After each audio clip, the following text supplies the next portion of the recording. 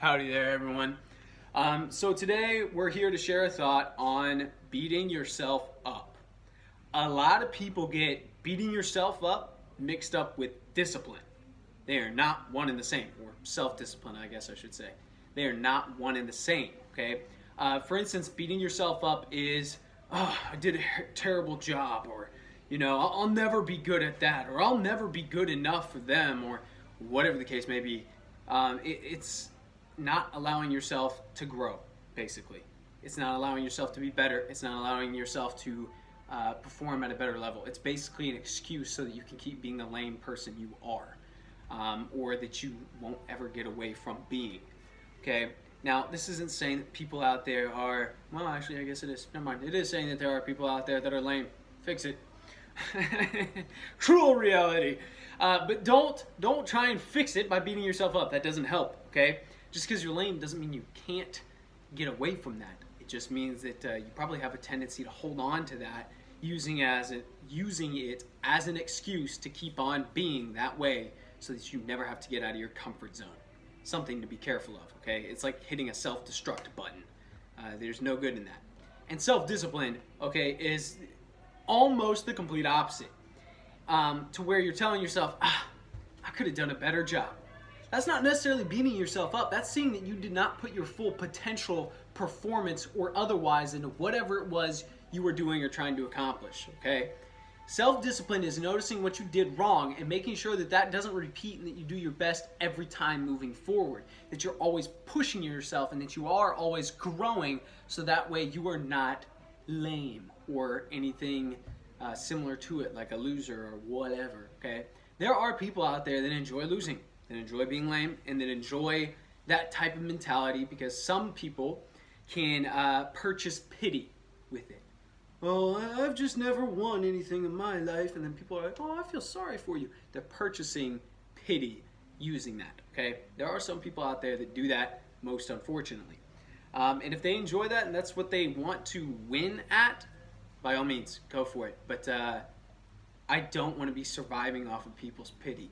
That just sounds terrible to me. So, stop beating yourself up. What is a step you can take to do that? Because I used to do it all the time. Be very harsh on myself about all sorts of things.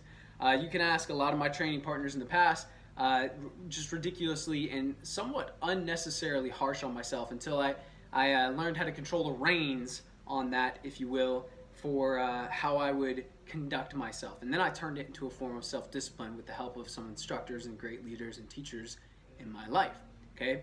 And that runs you into the first one. Have good people. Have people that have accomplished things that they wanted and that reflect self-discipline, okay? And integrity in that, being able to hold to it consistently.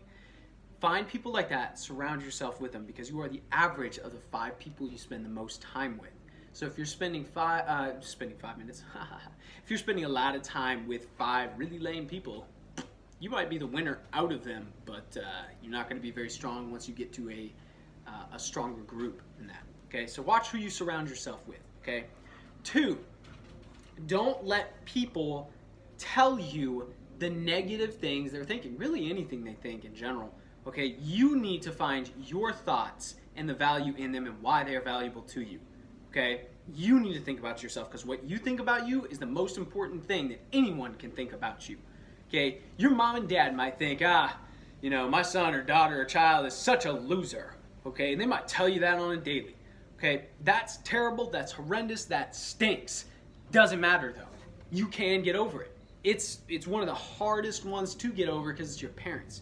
It's the people, the 2 people on the globe that you should trust the utmost. And if they're doing that to you, it's going to be very hard to trust anyone else and very hard to think highly of yourself in that type of situation, but it is possible, okay? Just like kids can rebel from good parents, parents that have done great things for them, because they switched the mentality on what their parents had actually done for them, you can do the same thing from the opposite side of the spectrum to where the parents are bad, you're going to be good, and you're not going to let their mentality trap you where you're at currently, okay? So watch who you surround yourself with. 2, I call it taking every thought captive, okay? If a thought goes through your mind, examine it. Does it help you to become better or not? Is it positive or negative. Okay, if it's positive and it helps you grow, go with it. Examine that thought more. Think more thoughts like it.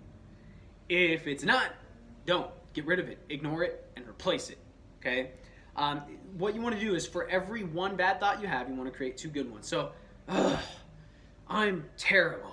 Stop yourself. Examine that thought. Okay? Tell yourself, you know what? What could keep me from being this terrible again? There's one good thought. Okay? And then the other could be, okay, why did I do a terrible job this time? Now that you've got 2 of a positive nature, okay, they may not seem 100% positive. You don't have to come at the complete opposite where you're like, no, I'm great, I'm wonderful. Sure, if that works for you, go for it. But these are the ones that typically work for me when I question why it was a terrible job and how I can do a better job. When I question that, I start finding positive aspects to what I've done or what I was doing or what I was trying to accomplish that help me move out of that, okay? So examine your thoughts, okay? Study them like you would any subject in school, or like you were supposed to with any subject in school. Study them and open them up for everything they are, and if it's just a bunch of trash, throw it away. Replace it with something that's worth your time, okay? Know your worth. This is an important way of knowing your worth and what you're capable of, okay? Not beating yourself up. So there's a couple tips for that. Comment your thoughts on this thought as usual down below. Forgive me if you can hear the background noise that's going on in the house, but I am done trying to avoid that for these talks. So, as always, share your thoughts on this thought.